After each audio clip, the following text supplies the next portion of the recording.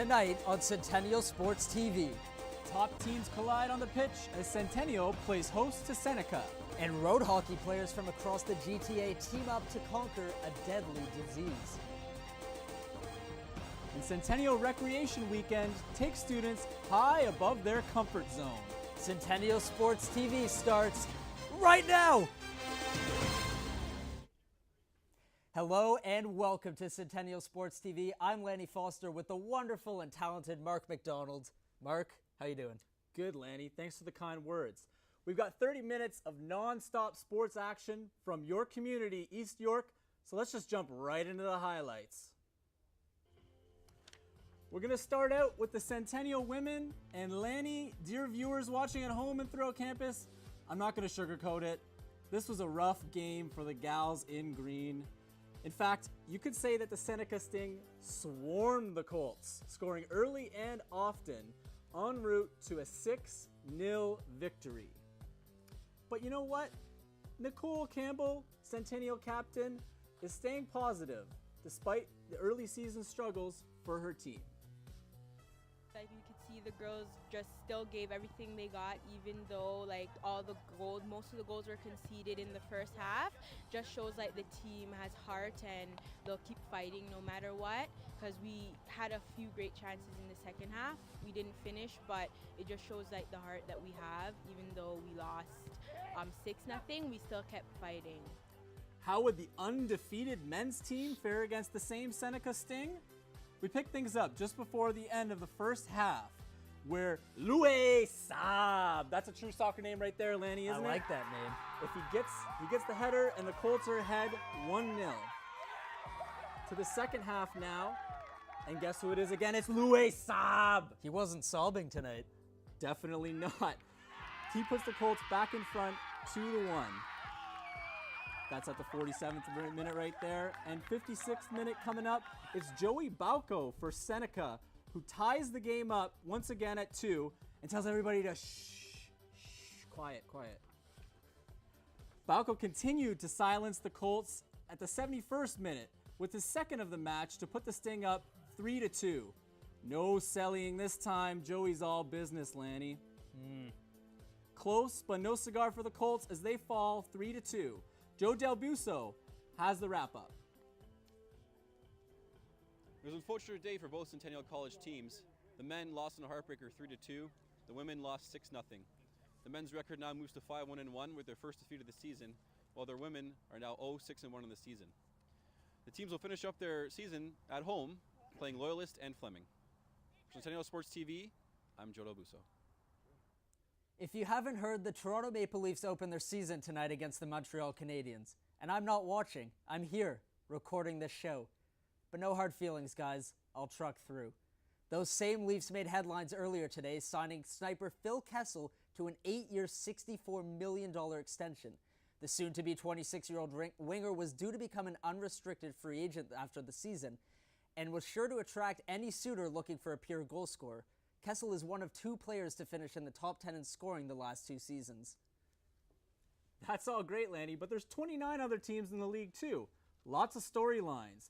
How about the new divisions? The Detroit Red Wings and beloved Columbus Blue Jackets are joining the Eastern Conference, while Winnipeg moves back to the West. That means no more relaxing February road trips to division rivals in Florida. And what about battles for spots on the Canadian Olympic squad in Sochi? What's going to happen with Luongo? Hockey!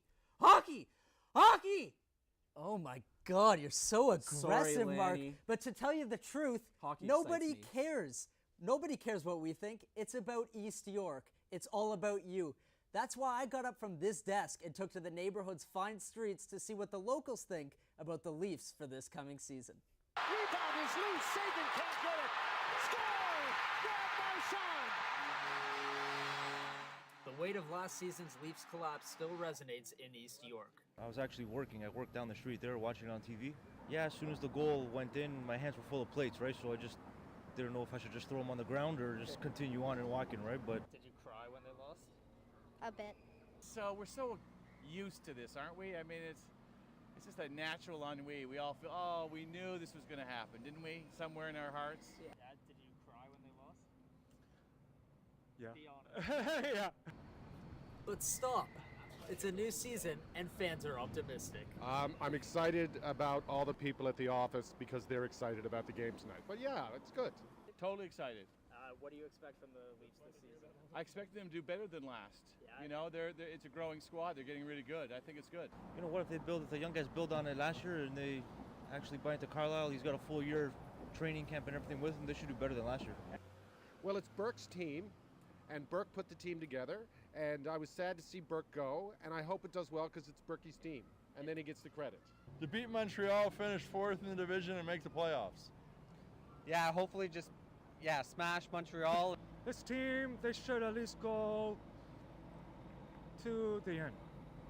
You think they're going to win the cup? Oh, yeah. Well, most fans are optimistic. Send the defenseman, what is his name, number 3. Out. You want him out? No, he makes the mistake. His contract's up after this year. Yeah, forget the contract. These guys, they make $7 million, 6 months, everything paid, a lot of money. They don't, it's no hard. I'm supposed to be a person of faith, but my faith isn't strong enough for me to support the Leafs over these years of drought. So there you have it. We took to the streets of East York and we found there aren't a lot of Leaf fans in the area, but the Leaf fans that do reside here are very optimistic and ready to forget last year's collapse. For Centennial Sports TV, I'm Lanny Foster. You know, I've gathered myself now, Lanny, but was that Rick Mercer on there? Oh, you know it, Mark. Holy, that's crazy. Well, anyways, let's move on. Thanks, Lanny. Now on to hockey that really matters. This past weekend, Ontario Place hosted a hockey tournament dedicated to saving lives. Centennial Sports TV's Robin Clark paid a visit. Every 3 minutes, someone in Canada is diagnosed with cancer.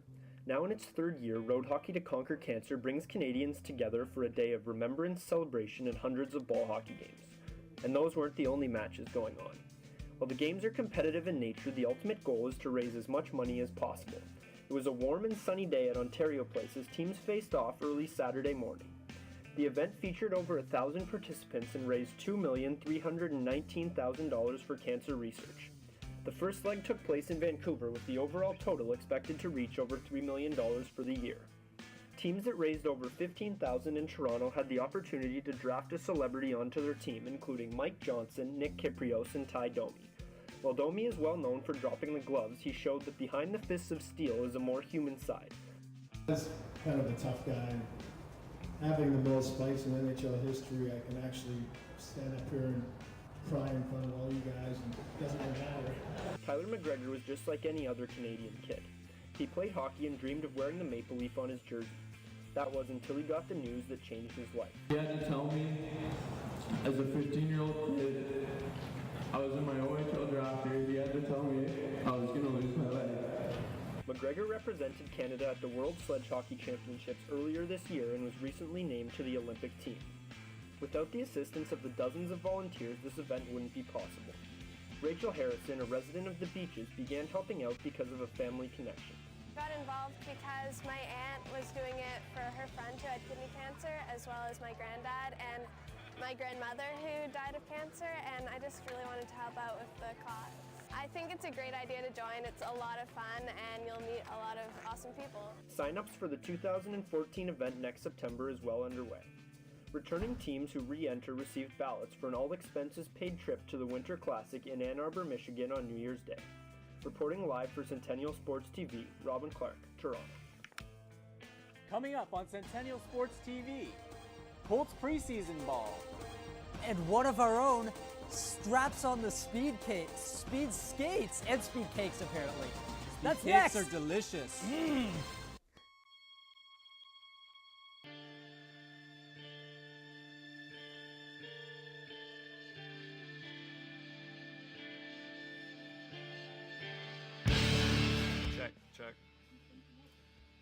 Check.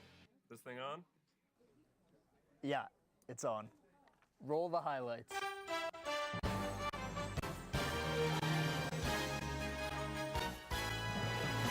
Can I ask you something? Sure. How did you get hired? Have you ever wanted to work in the sports media industry? Centennial College offers a post-grad sports journalism program that will give you the skills and guidance needed to start your own career in sports media. Centennial College provides students with the opportunity to work in real-life newsroom, radio, and television studio environments.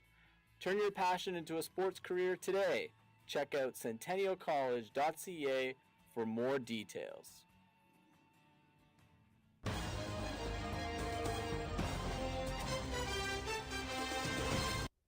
Welcome back, East Yorkers. Let's head right to Centennial's Athletics and Wellness Center, where the Colts host the Mohawk Mountaineers in preseason action. The big matchup is Mohawk star forward Matt Fennell, a transfer from UPEI and Fanshawe. He battles Tristan Stern, a second-team East Division All-Star last season. Picking up early in the first, Centennial starts hot. That's Jared Malcolm nailing the long three. Then Stern, he makes his presence known on the defensive end with not one, but two giant swats. Centennial grabs the early edge. Back on the offense now, Tristan Quarry nets 3 of his 14 in the game. And look at the crowd, they're going wild. That's Centennial up 8 after 1. That's not Mark MacDonald and Lanny Foster. No, it's not. Second quarter, I hope you brought your dogs, because we're going to the Fennell Club. Fennell went absolutely wild in the second quarter, scoring from all over the court and finishing his 9-point quarter with a two-handed slam. Mohawk was dominant in that 12 minutes. They're up 39-34 after one half. We head to the second half now, third quarter. It's Stern. He's having none of Fennell's nonsense with a huge quarter of his own, draining the and one, then finishing the beautiful feed from Malcolm. Don't call me Kelly. Coach Jim Barkley was trying to hide his smile, but he was just pointing at random people in the crowd. It was a good half for the Colts and a good 3 quarters, but in the fourth, tied at 57, Stern continuing to make his mark. 2 of his 5 blocks in the night. Then Quarry, the steal, the drive, the finish. He lays it up and in. It looks like puppies and rainbows for Centennial, but hold on! Remember me? I'm Matt Fennell. He nails back-to-back threes, and this was a huge run for Mohawk. And there's a big block from Fennell as well, and Andrew Ciccatini puts in the offensive board. That's 2 of his 24. Centennial falls a heartbreaker, 83-81. They blew a 5-point lead with 3 minutes left. Stern, what do you have to say? Rebound. The Centennial College women's basketball team will get their season underway. Okay, the Centennial College women's basketball team will get their season underway in an exhibition game versus Mohawk this Wednesday. Female Colts were winless in 2010, won 4 games in 2011, and then improved to 500 last season at 9-9. Dare I say they'll be above 500 for 2013? Returning OCAA, first rookie guard Tamara James, Francis, and the Lady Colts will have a good idea of their standing as they face Mohawk, who were 10-8 last season. Tip-off will be at 7 p.m. The Toronto Raptors made headlines earlier this offseason when they signed a player just because it was the month of August. That's right, those clever dinos locked up point guard DJ Augustine to a free agent contract, cementing themselves as the funniest team in basketball. But yesterday they made a more serious move, announcing that rap and hip-hop superstar and Toronto native Drake would be joining the front office as the team's global ambassador, in an attempt to draw more free agent talent to Toronto. While sources say the team will not change its name, I think it's only fitting that they call themselves the Toronto Rappers. There is one basketball team, however, in our community that doesn't need to hire Drizzy Drake because they never started from the bottom. They were always here. Centennial Sports TV's Kadie Smith has more.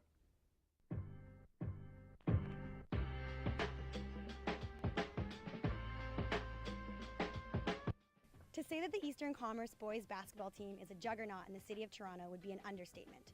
They've won 5 of the last 10 OFSA championships and 8 of the last 11 city titles. I hear about Eastern Commerce every day. Like, oh, you guys are so good, you know, how you guys get there, everyone there is so elite, yeah.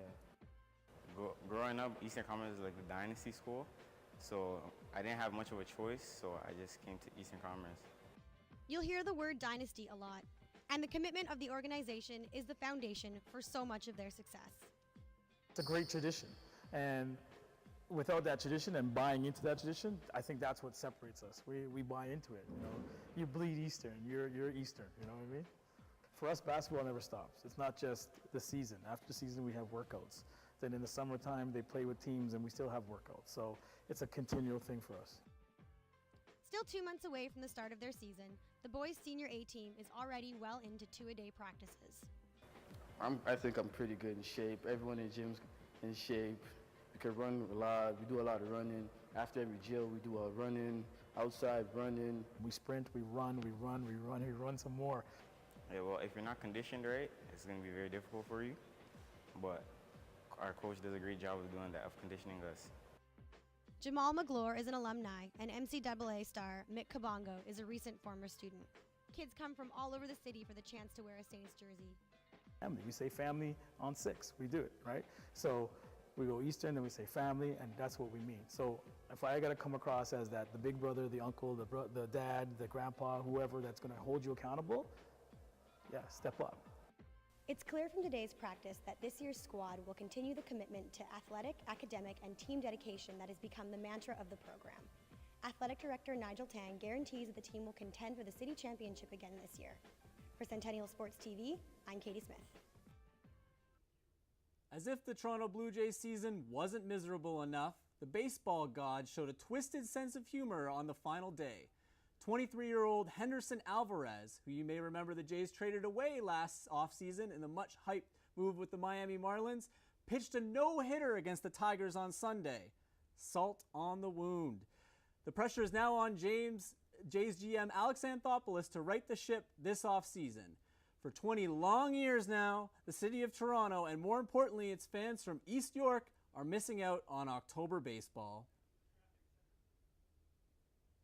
The only thing more disastrous than the Blue Jays season would be me on speed skates. That's why we made the executive decision to send Centennial Sports TV's Sarah Zintel. I had the opportunity to get laced up and try out Canada's most successful Olympic sport. But first, I sat down with some of the Toronto Speed Skating Club's up-and-coming athletes. What's your favorite part about speed skating? I really like the racing, but my favorite part, honestly, it's kind of ridiculous, but it's kind of hanging out with my friends at the rink. I like doing the straightaway strides because I can feel like the wind going through my shoulders. The top race they can reach in the country is Canada East. Some of the skaters who you've seen tonight have competed in it. Juliet was in it last year. Gibson placed second in that last year, and the year before he won. So going into Quebec and beating their top 5 was a good feather in his cap, and arguably may have made him the fastest or second fastest in the country. What are your goals with speed skating going into the future? You know, I don't want to get too ahead of myself. I mean, maybe next year or in a couple years, I'll be looking at going into the junior trials, which is a qualification meet for World Juniors. The highlight of my career was probably the 3,000 meters at the provincial championships. When I crossed the line first, I didn't come first because it was with points, but I crossed the line first. But my absolute favorite was when my team, Team Ontario, won the silver medal in the relay at the Eastern Canadian Championships. It's a pretty difficult sport overall to just master, I guess you could say. And I still really haven't mastered it yet. All right, I'm here on the ice, dressed in my safety gear, ready to go to speed skate. I'm here with my new friends, and they're going to show off some of their skills, and hopefully I'll learn a few things. Paul, I'm going for my big race here.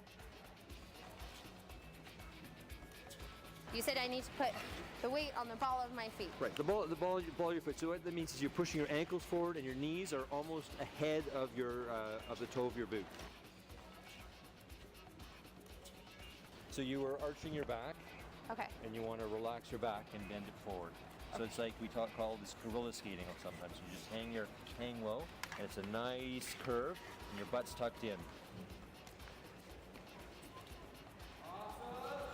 You don't want to stick your blade into the ice or else you're going to fall. Okay, I don't want to fall, so that's a good tip.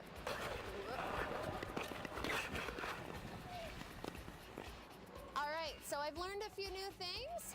Lanny, Mark, I hope you guys learned a few things too. I'm off to go practice my skating skills. See you later.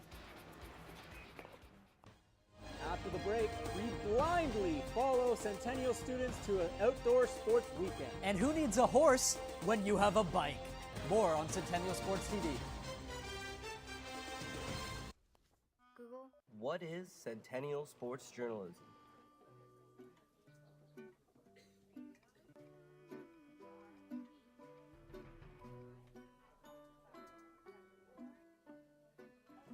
able to write for a publication?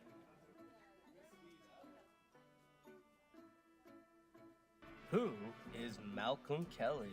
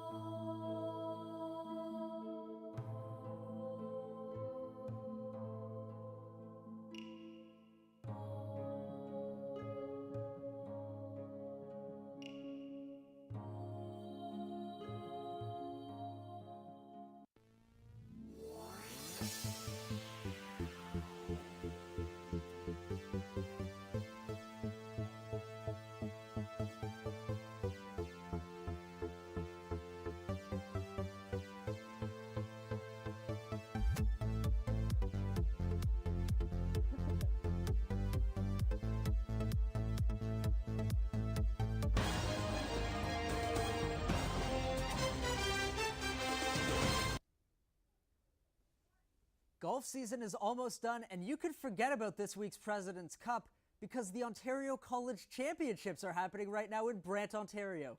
After yesterday's first round at Paris Grand, two Georgian Grizzlies are tied at the men's lead at 1 under. Brian Hopkins is the lone hope for Centennial, but he's tied for 44th, 15 shots back of the leaders. The three-round event finishes tomorrow. One competitor at a golf event is better than zero in cross country. After sending 8 runners to a meet at Fanshawe 2 weeks ago, Centennial was absent at the Redeemer race over the weekend. Has the team folded? Exactly the opposite, according to athletic director Steve McGaughey.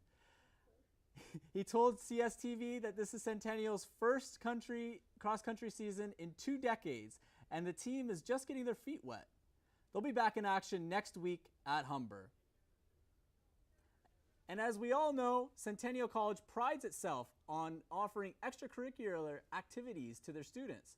Our very own Morgan Gibbens traveled to North this weekend to get some bang for her $10. A peaceful fall day north of the city at Lake Ridge Ski Resort got a jolt of energy when a group of Centennial College students arrived for their outdoor sports trip.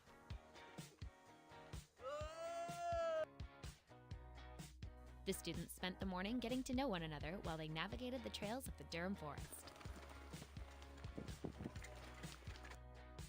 As part of a day of team building and leadership activities, they challenged themselves on the resort's indoor obstacle course, testing their strength, balance, agility, and coordination.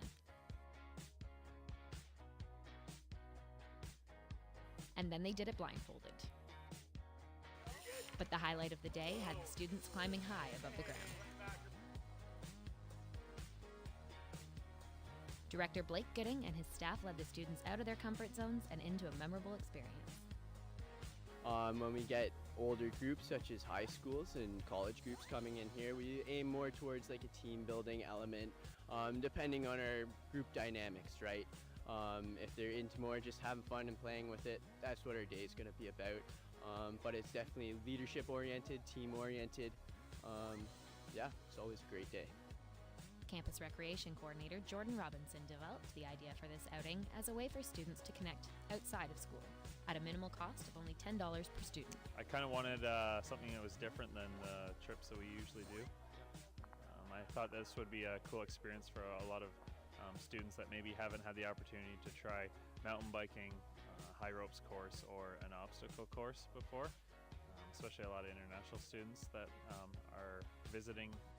I'm sure there's maybe 1 or 2 people that came here knowing somebody else, but a lot of people signed up individually, so it's a great opportunity for people to meet other students that have similar interests.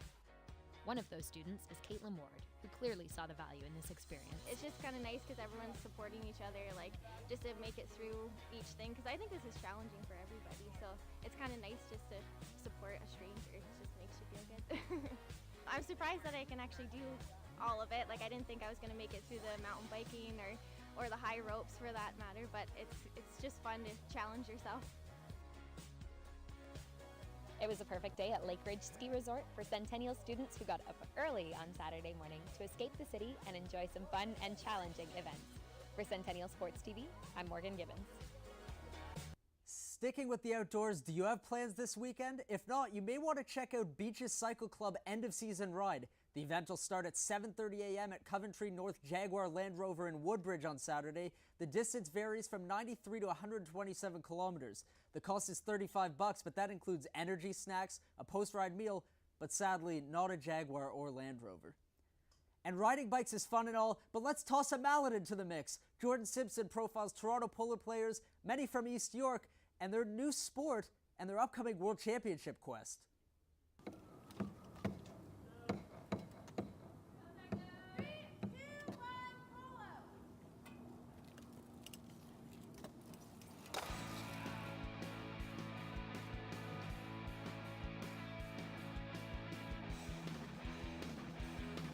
This is hardcourt bike polo. 3-on-3 action. First team to score 5 goals wins. There's no tripping, slashing, or excessive contact, and if your foot touches the ground, you must head to center court and tap the side boards.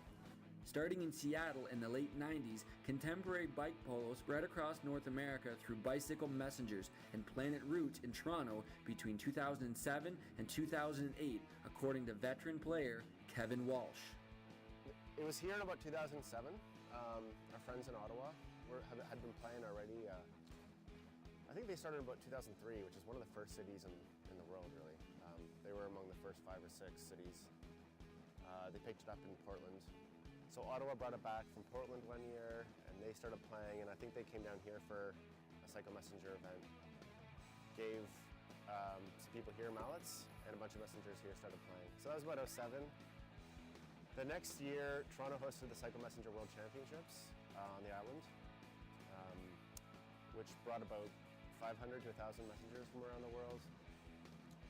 And there was a polo tournament with about 30 teams. And at that point, it was the biggest polo tournament in history, or at least the modern hardcourt polo. And that was kind of the big moment here. A lot of people got exposed to it, and some of the people who you're seeing out here today were there in 2008. Since 2008, the number of regular players in the city has risen to over 30 men and women who play multiple times a week at Dufferin Grove Park. These pickup games normally serve as preparation for tournaments such as the upcoming Bike Polo World Championships, which will be held from October 17th to the 19th in Weston, Florida. 5 players from Toronto will be among the 90-plus teams that will participate in the tournament. So we're doing 3 events in 5 days in one location, world-class facility. For the most part, the teams that need to be there, the top-level teams, they're going. And they're there, and they're the ones that you end up at the end, the top 8. They all make it, and it's a phenomenal event because. While respected within the international bike polo community, Toronto has not had much success at the World Championships. But it is a challenge Adam Davies is looking forward to. It's a fight. Especially these big tournaments, there's never a guarantee. A lot of times in small tournaments, you're guaranteed some wins sometimes, it's not as competitive. In these big tournaments, it's like every game is, breakneck. You're taping yourself up, you're bruised, you're bleeding. It's fun.